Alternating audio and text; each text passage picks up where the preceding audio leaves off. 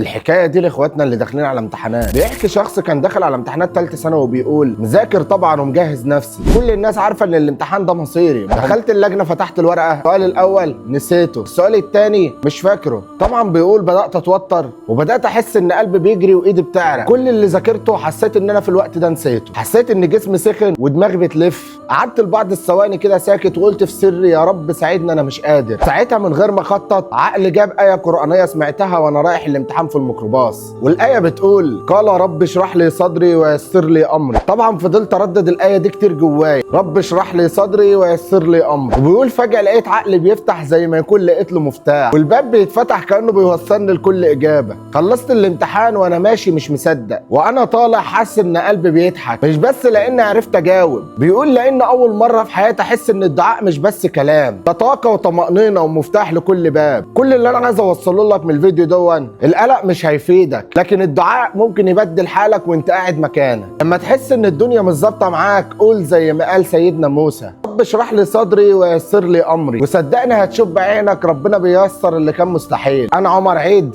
سلام.